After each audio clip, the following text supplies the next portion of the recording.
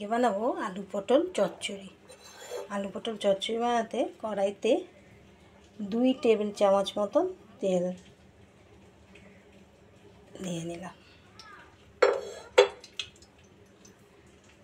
তেলটা গরম হলে পর ফোড়ন দেব। তেলটা গরম হলে পরে তেলে 5 ফোড়ন দিলাম আর কাঁচা লঙ্কা দিলাম।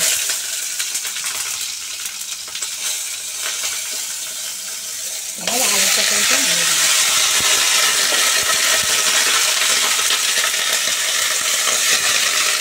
একটা আলু এখন সরু সরু পাতলা পাতলা করে কেটেছি, আর পটলগুলো মাঝখানে অর্ধেক করে বেঁকা বেঁকা করে কেটেছি। আলু পটল চচ্চড়িতে এরকম করে কাটলে ভালো লাগে খেতে।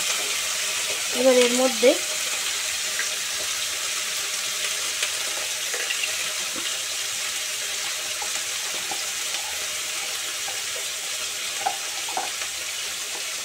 ছোটো চামচের 1 চামচ হলুদ দিয়ে দিলাম,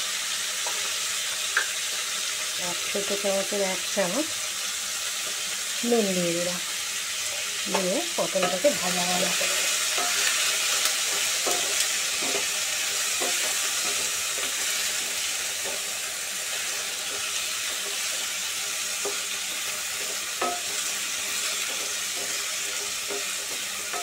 পটলটাকে ঢাকা দিয়ে 5 মিনিট ভাজা ভাজা করলে পটলটা প্রায় সেদ্ধ হয়ে যাবে।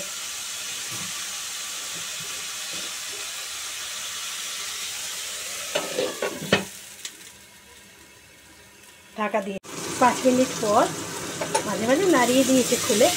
5 মিনিট পর আলু পটলটা বেশ ভাজা ভাজা হয়ে গেছে। এবার এতে মশলাটা দেব। 1 চামচ লঙ্কা গুঁড়ো দিলাম,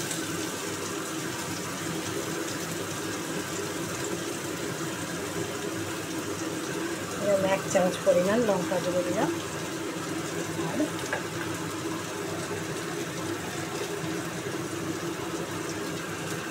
2 চামচ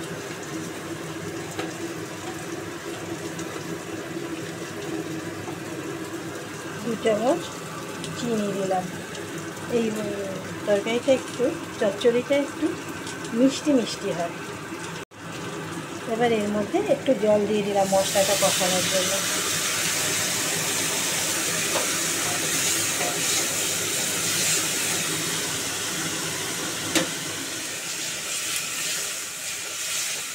এই গ্যাসটা বন্ধ করে দিলাম, ভীষণ জোরে জোরে আওয়াজ হচ্ছিল, কথা শোনা যায় না।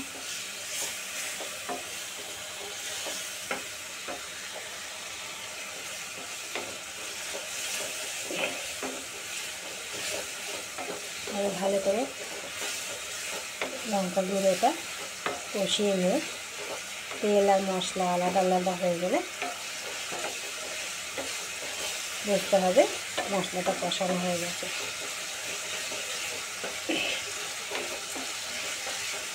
এই ফুলকপির চচ্চড়ি লুচি পরোটা সব দিয়েই ভালো লাগে, ভাত দিয়েও খাওয়া যায়। আমি তো ভাত দিয়েই খাবো, করে খেয়ে দেখবেন ভালো লাগে। জল দিয়ে দিলাম, জল দিয়ে সেদ্ধ হবার জন্য ঢাকা দিয়ে দিলাম। অনেকটাই সেদ্ধ হয়ে গেছে, আবার একটু সেদ্ধ হবে।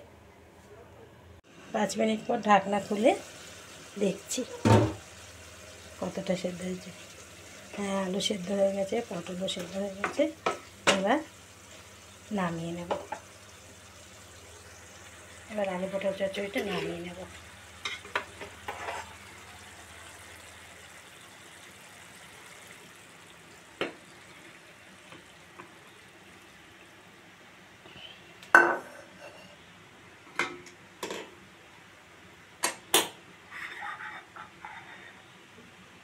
আলু পটল চচ্চড়ি,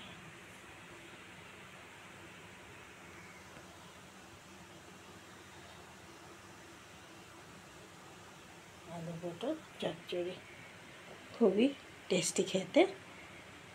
লুচি পরোটা ভাত সব কিছু দিয়ে খাওয়া যায়।